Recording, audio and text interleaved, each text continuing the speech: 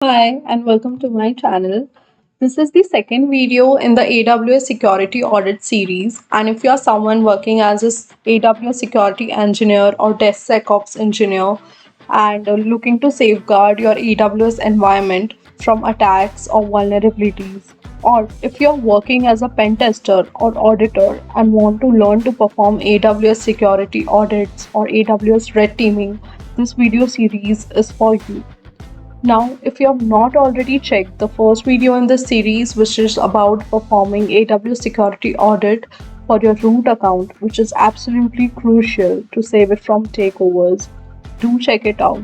And if you like the video, do like, subscribe, and leave your comments on it. Moving forward, in this video, I'll be sharing 10 important security test cases to perform for your IAM service. And if you're not compliant, do not worry. I'll be sharing remediations as well so that you are no more vulnerable or non compliant. Alright, let's jump right in. Let's begin with a quick introduction to the IAM service. IAM basically stands for Identity and Access Management, and this is a service that provides foundation for access control on AWS. So this is a global service that is it is available globally and it is not defined by the regions. And root account get so there's this root account which gets created when you first register yourself on AWS, and this root account has unlimited privileges on your infra. So you have to be very careful while using the root account. Now coming to users and groups in IAM, so you have the option to create users and then add them to the to different groups for basically controlling permissions and everything. So here, if you see, I have six different users in my IAM, and then I am able to add them in different teams or groups. So first is developers, audit team, and operations. Coming to the first group, that is developers, I have three users, Alice, Bob, and Charles. I have added them to the developers group. Now I'll be able to assign permissions to them uh, with within this group itself. So I'll assign the permissions to the group, and then all the users in the group will have to be in line with those permissions. Now, if we check the audit team, so here are two users, Charles and David. But if you see that Charles was already a member of developers group, so IAM allows us to add a single users to different IAM groups basically. So that therefore I'm able to add Charles in developers as well as audit team group. Same for David. So David is a part of audit team, but I'm also able to add this particular user to the operations group. And in the operation group, we basically have Edward and David both. Now, Charles and David will be able to follow the permissions from the developers group and the audit team. This is for Charles. And David will be following the permissions from audit team and the operations group since he's part of both. Now we can also have standalone users in IAM. So here is Fred. He's not a part of any group, but he can still exist in AWS. So that is also an option. Next is AWS IAM policies. So basically, policies are used to manage permissions in AWS. These policies can be created in AWS console, and then this can be attached to IAM identities, that is users, groups of users, which we have seen. There are roles also, which we'll see later in this lecture, and we can also attach them to AWS resources to manage permissions on them. So this is an example IAM policy. So this policy is basically for providing administrative access to a resource. So if you see, the effect is allow. So you have two options, either to put allow or to deny. So allow is basically if you want to allow a particular action, or if you want to allow some particular permission to a resource. So that's why we will use allow here. And if you see, action and resource are both marked as wildcard. This is because this is an administrative policy. But in other cases, you might have a particular action defined. That is, if you want S3 bucket full access or S3 bucket read only access, so this will be defined in the action category. And next is resource. So basically, to what resource you want to uh, apply this permission or this policy to. So this can be any resource or any user or any group. So this can be defined here. So this is an example policy from IAM. Next is roles in IAM. So IAM roles is an IAM identity that you can create in your account that has specific permissions attached to it. So roles can further be assigned to AWS resources to act on your behalf, basically. So if you have EC2 instance or if you have an S3 bucket, and if you want them to perform some, some actions and you don't want to intervene every time. So if you want read-only access, for example, or something like that, so you can use IAM roles for this. Here is an example IAM role. So I created this and I gave the name demo role for EC2, and I have given read only access. I am read only access. So this particular permission won't allow the resource that will be attached to it further. So won't allow the resource to perform any actions, but will only give read only access to the whole console. So to that particular resource basically. So that's all about IAM. Starting the security audit with the first test case, which is about ensuring that the IAM password policy requires minimum length of 14 or greater. This is done to ensure that we can prevent brute force attacks or password guessing attacks. Let's move ahead to see how can we test this configuration from the console and from the command line and see what to do if we are non-compliant. So here are the audit steps from the console and from the command line. So log into the AWS console and then you have to navigate to the IAM service and you have to check the account settings and then check the password requirements. And from the command line, it's just one simple command. You have to get the account password policy. So let's start checking from the console. So I'm logged in as the security audit user, which I created for this particular audit. Now, this had only limited permissions and only read only permissions on most of the services. So, for this particular configuration check, we have to navigate to the IAM service. So, you can just simply search from here and then select the IAM service. In the left pane, you'll find this account settings option. Here you can check that the password length requirement is only 8 characters, which suggests that we are not compliant to this particular configuration check. Now let's see the same configuration from the AWS CLI. To use the AWS CLI, you first have to configure your profile. Now I've already configured my profile. So to do so for yourself, you can use this command AWS configure. Then you can use the flag profile to set a profile name for reference. So every time you run a AWS command, you can mention this profile and AWS CLI will use the credentials of this particular profile to extract data. So you have to press enter. Now I've already configured this profile, so I'm not going to enter the access key ID and secret access key again, but you can do so in these prompts and then press enter and you'll be good to go.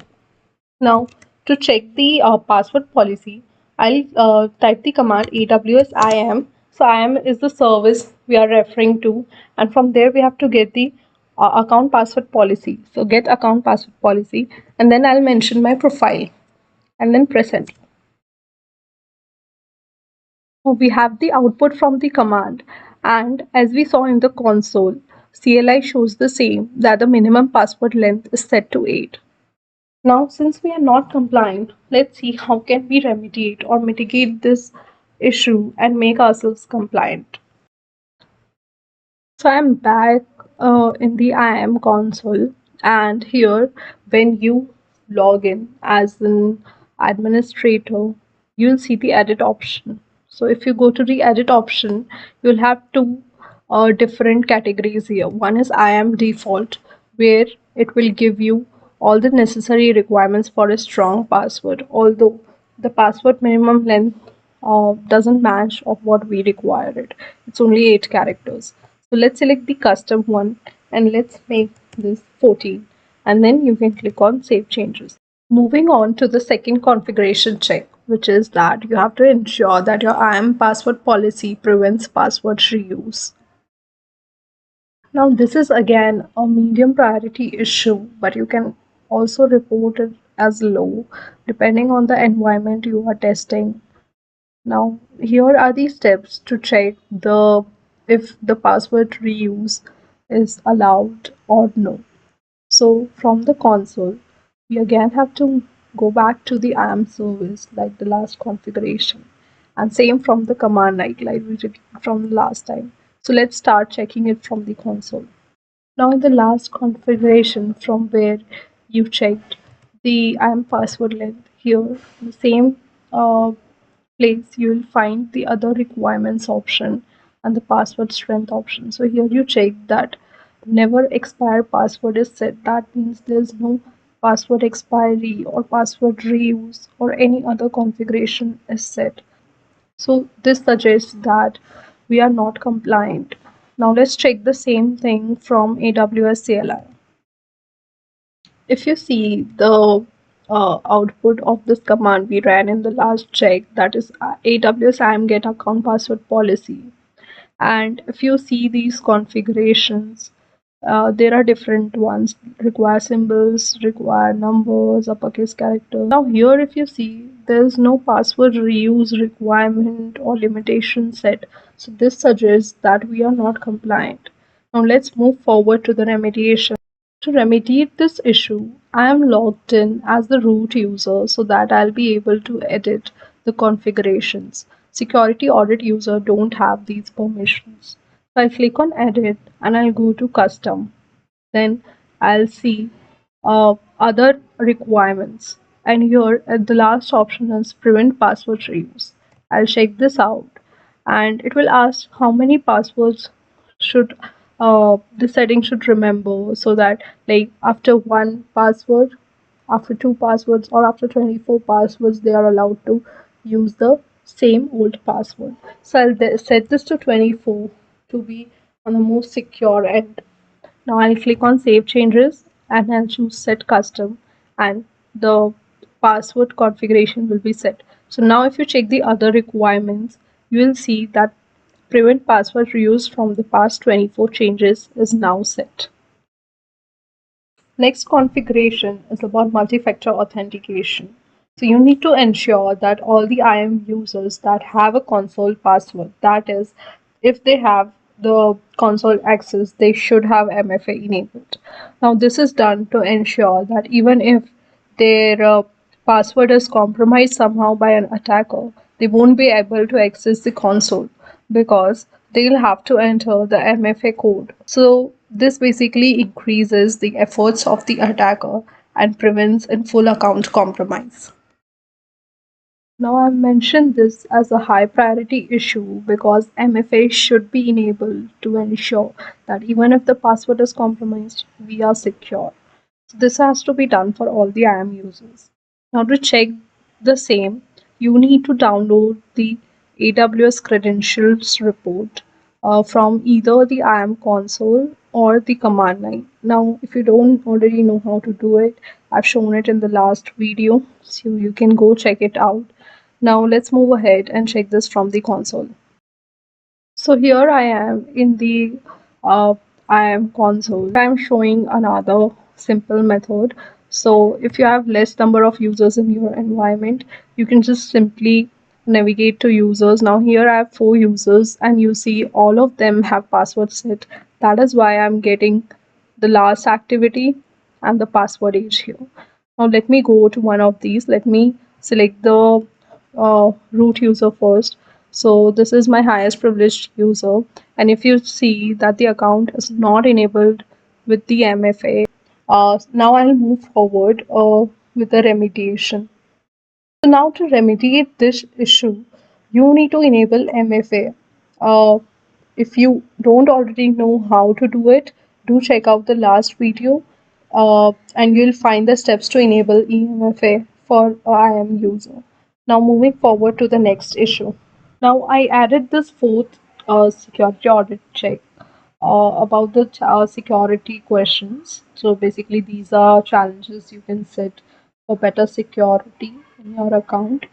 So when you want to log in, it will ask you for the security challenge questions, which will be some of your personal questions. But soon I realized that from January this year, this function is no more supported in AWS. So if you are performing a security audit and you are referring to any resource which might be older, do ensure to ignore this test case. Otherwise, you will spend a lot of time finding this feature in the console and you might end up wasting a lot of time. Now, the fifth test case is about not setting up the access keys during the initial user setup for all the IAM users having console password. Now, this is done to ensure that your access keys are not leaked or not compromised without your knowledge. So, what happens is when you uh, initially create an IAM user, you might end up creating access keys, but that particular IAM user might not need them or might never use them, and they might leak it somewhere and not know, save it somewhere. So just ensure you are not setting up access keys and you need to ensure that you set them up only if they are required. So once you have the user created, the console access given, if the user asks you for giving them access to the AWS CLI or any other SDK related work they need to do, then only you need to set up the access keys. This configuration can be checked as well from the credential report and from the console. Uh, you can you have an alternative if you don't want to download the credential report from the CLI or from the console. You can check it directly from the IAM console. So let's go ahead and see this. Now, if you are moving ahead with the option to check it from the console, ensure that if you have a lot of users, it's better to go with the option to check the credentials report. So since I have very less users, let me directly check it from here. Here is the creation time mentioned. So this is the user creation time. So one user is 9 months ago, one is 2 months ago, and one is 2 hours ago. So let's go with the 9 months ago first. So if you see the creation time and if you check this user, go to security credentials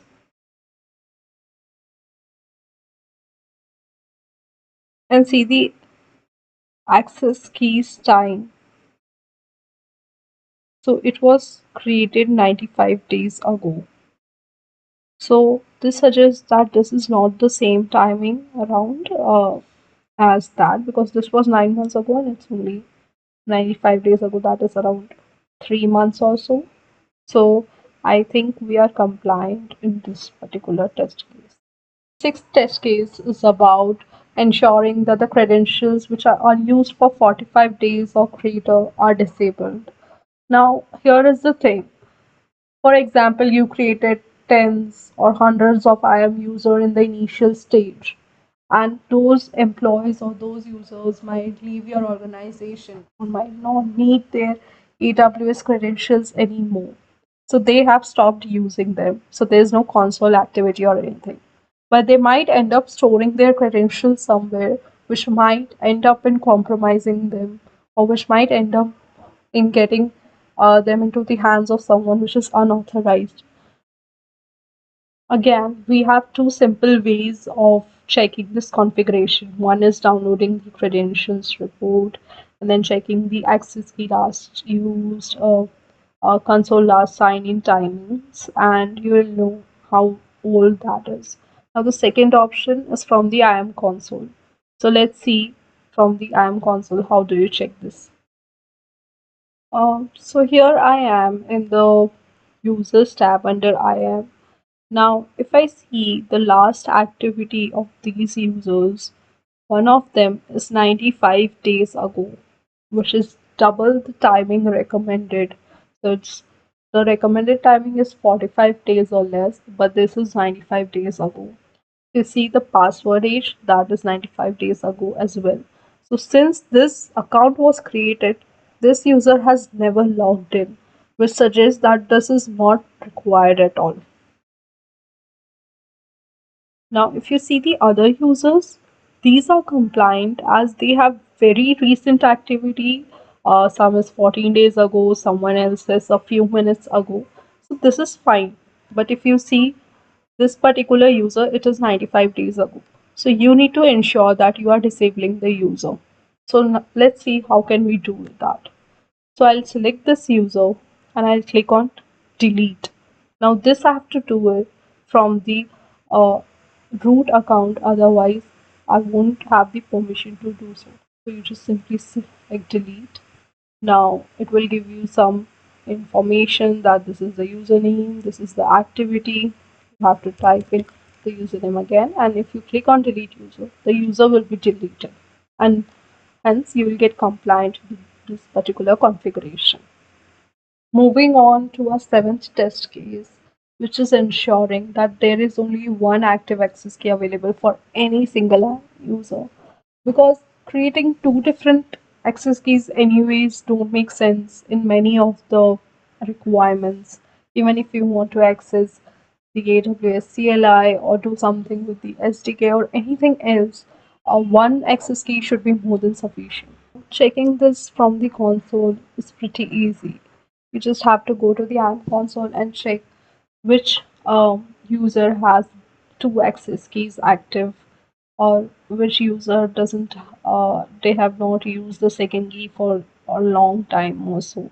And from the command line, you just have to list the users, and then for each particular user you have to list the access keys, so it will show you if one or more access keys are configured for any of the users. So let's go ahead and check if we are compliant to this configuration. So here is the command to list the usernames of the user.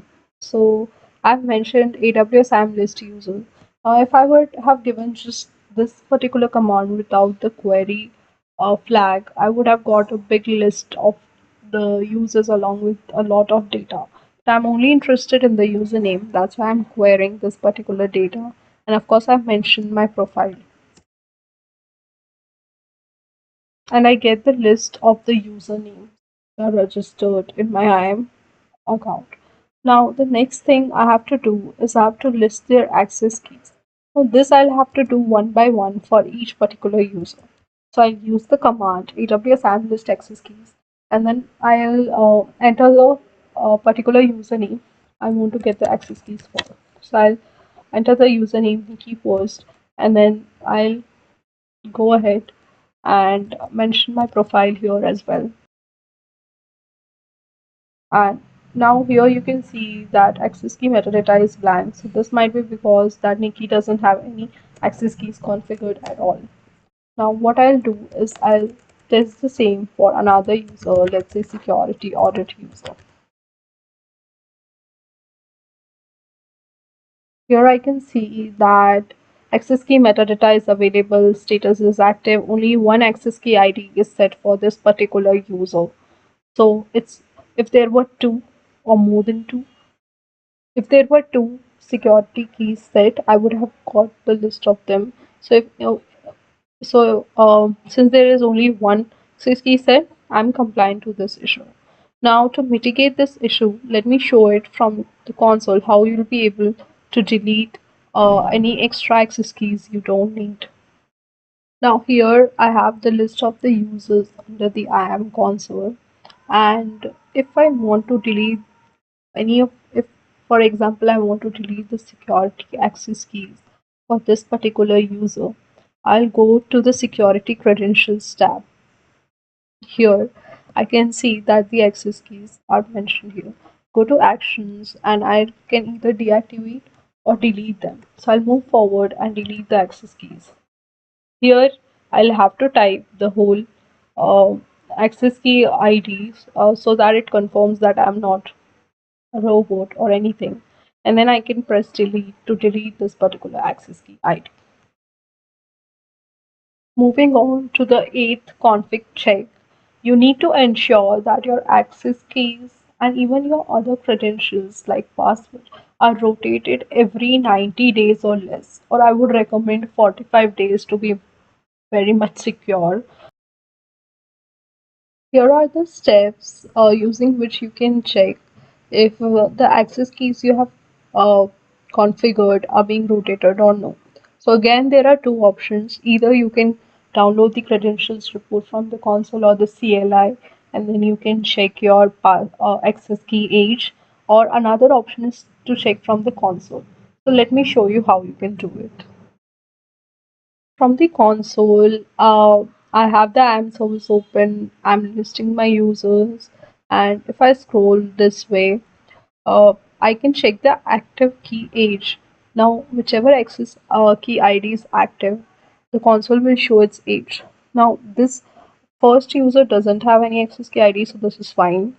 Other two, if you see, one is 81 days and one is 95 days old, which is a concern because this should have been rotated before 95 days.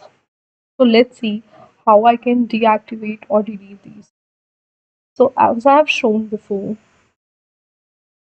either if you don't need it, you can just simply deactivate or delete this key, or another option is to set up rotation of these keys.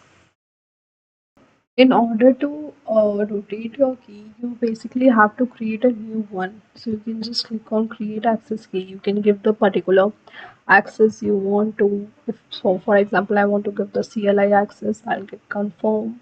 I click next. I'll give a description. For example, AWS IAM. Okay, and then I'll click on create access key. Here, since I don't have the permission, but I can do this as a root user, so I'll be able to create access key, and I can either download the access key to save it for later, or I can copy paste it somewhere and click on done. So if I go back to the users here, a new access key will be created, but you still have to ensure that if this one is 95 days old, you do have to delete it. Now, let me sum up the next two configurations, that is the last two configurations, ninth and 10th, because they are very much related. The ninth one says that you have to ensure that the IAM users receive permissions only through groups. Now, once you have ensured this, this basically just means that uh, you have your IAM users created, but they are standalone users. They are not part of any group. So you have to give permissions to each and everyone. So it's better to have a centralized management of these permissions, which can be done through groups. Now, do remember, as I mentioned in the introduction, a user can be part of multiple groups. So you don't have to be reluctant that what if I give permission to this particular group, but I want to give some extra permissions to this particular user and so. So it's always recommended to use groups in order to give permissions to users. And the 10th configuration is about setting the IAM permission boundaries for each and every IAM user. Now, just in case you have a big organization and you are not only the administrative user, you have to create other users as well. In this case, you need to ensure that no one crosses the permission boundaries for the IAM users, even by mistake. So for that, you have the option to create IAM boundaries. So let's see how can we check this from the console. Now, if in the worst case, if you have a standalone user, as in this case, if I check the security audit user, now I need to ensure that their permission boundaries set, just in case it's a standalone user or anyone else, any other administrators also have the access to allow permissions to user. So for this case, I'll go to user I'll choose the user I want to test. I'm sorry, I'll have to check the security audit user. And then if you see the permissions tab, you'll see the permission boundary. And here it is not set. So to be compliant, you'll have to set a permission boundary. So if I select set permission boundary option, you will see you'll have plenty of options. You'll have plenty of policy names. So if you want that there should be a read-only access for this particular user. So for every other service, you have a read-only option. So for example, you want this user to have read-only access to EC2 instances. So you can just simply set this boundary, and this will ensure that no one else is able to give write access to this particular user to change the configuration of the EC2 instances. Now, that is all on the second video in the AWS Security Audit series. I hope you found this helpful. And if you did, do like, share, and subscribe this video. And let me know in the comments how are you going to implement these AWS best practices in your work. Thanks again, and see you in the next video.